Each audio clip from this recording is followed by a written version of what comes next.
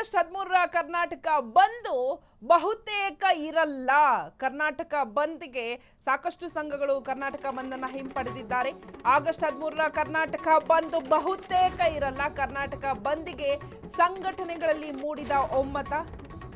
ಕರಾವಿ ಶಿವರಾಮೇಗೌಡ ಬಣದಿಂದ ಬಂದ್ ವಾಪಸ್. ಬಂದ್ನಲ್ಲಿ ಭಾಗಿಯಾಗಲ್ಲ ಎಂದು ಶಿವರಾಮೇಗೌಡ ಘೋಷಣೆಯನ್ನ ಸಹ ಮಾಡಿದ್ದಾರೆ. ಕರವೇ ನಾರಾಯಣಗೌಡ ಬಣದಿಂದಲೂ ಇಲ್ಲ ಬಂದ್ಗೆ ಬೆಂಬಲ. ಕರ್ನಾಟಕ ಬಂದ್ಗಿಲ್ಲ ಹೋಟೆಲ್ ಮಾಲೀಕರ ಬೆಂಬಲ.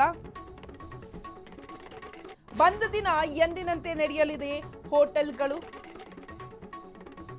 ಬಂದ್ ಹಿಂಪಡೆಯಲು ಕನ್ನಡ ಪರ ಸಂಘಟನೆಗಳು ಮನವಿಯನ್ನು ಸಹ ಮಾಡಿದ್ದಾರೆ. ಏಕಾಂಗಿಯಾಗಿ ಬಂದ್ಗೆ ಕರೆಯನ್ನ ನೀಡ್ತಾರಾ? ಹಾಗಾದ್ರೆ ವಾಟಾಳ್ ನಾಗರಾಜು ಬಂದ್ ಹಿಂಪಡೆಯುವಂತೆ ಎಲ್ಲ ಸಂಘಗಳು ಕೂಡ ಮನವಿಯನ್ನ ಮಾಡಿದ್ದಾರೆ. ಕರ್ನಾಟಕ ಬಂದ್ ಆಗಸ್ಟ್ 13ಕ್ಕೆ ಇತ್ತು, ಆದರೆ ಆಗಸ್ಟ್ 13ಕ್ಕೆ ಕರ್ನಾಟಕ ಬಂದ್ ಕಂಪ್ಲೀಟ್ ಆಗಿ ಇಲ್ಲ ಅಂತ ಅನ್ಸುತ್ತೆ. ಬಿಕಾಸ್ ಕಾವೇರಿಗಾಗಿ ಹೋರಾಟವನ್ನ ನಡೆಸ್ತಾ ಇದ್ರು ಕನ್ನಡ ಪರ ಸಂಘಟನೆಗಳು. ಸೊ ಬಂದ್ಗೆ ಕರೆಯನ್ನು ಕೂಡ ಆಗಸ್ಟ್ 13ಕ್ಕೆ ಕೊಟ್ಟಿದ್ರು.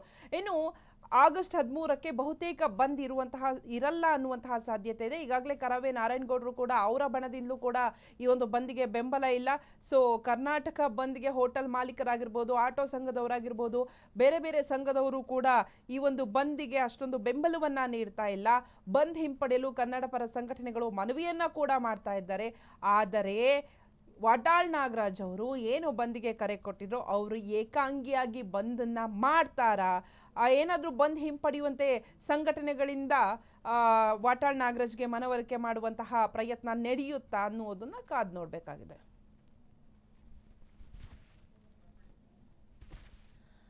ಆಗಸ್ಟ್ 13ಕ್ಕೆ ಕರ್ನಾಟಕ ಬಂದ್ ಅಂತ ಇತ್ತು ಈ ಹಿಂದೆ. ಆದರೆ ಈಗ ಆಗಸ್ಟ್ 13ಕ್ಕೆ ಕರ್ನಾಟಕ ಬಂದು ಬಹುತೇಕ ಇರಲ್ಲ. ಸೊ ಕನ್ನಡ ಪರ ಸಂಘಟನೆಗಳು ಕರವೇ ನಾರಾಯಣಗೌಡರಾಗಿರ್ಬೋದು, ಎಲ್ಲರೂ ಕೂಡ ಬಂದ್ಗೆ ಹಿಂಪಡೆಯಲು ಅವರ ಬಣದವರು ಕೂಡ ಬಂದ್ಗೆ ಹಿಂಪಡೆಯುವಂತೆ ಮನವಿಯನ್ನು ಸಹ ಮಾಡಿದ್ದಾರೆ. ಬಂದ್ ದಿನ ಎಂದಿನಂತೆ ಎಲ್ಲವೂ ಕೂಡ ನಾರ್ಮಲ್ ಆಗೇ ಇರುತ್ತೆ. ಸೊ ಬಂದ್ ಇರುವಂತಹ ಸಾಧ್ಯತೆ ಇದ್ರೂ ಇರ್ಬೋದು. ಬಿಕಾಸ್ ವಾಟಾಳ್ ನಾಗರಾಜ್ ಅವರು ಏಕಾಂಗಿಯಾಗಿ ಹೋರಾಟವನ್ನ ಮಾಡ್ತೀನಿ ಅಂತ ಹೇಳಿದ್ರು. ಸೊ ಅವತ್ತು ಏಕಾಂಗಿಯಾಗಿ ಹೋರಾಟವನ್ನ ವಾಟಾಳ್ ನಾಗರಾಜ್ ಮಾಡ್ತಾರಾ, ಅಥವಾ ಏನಾದರೂ ಇವರೆಲ್ಲರೂ ಸೇರಿ ಕನ್ನಡ ಪರ ಸಂಘಟನೆಗಳು, ಬೇರೆ ಬೇರೆ ಸಂಘಟನೆಗಳು ಸೇರಿ ವಾಟಾಳ್ ನಾಗರಾಜ್ ಅವರಿಗೆ ಮನವರಿಕೆ ಮಾಡುವಂತಹ ಸಾಧ್ಯತೆ ಇದೆಯಾ ಅನ್ನೋದನ್ನ ನಾವು ಕಾದು ನೋಡಬೇಕಾಗಿದೆ.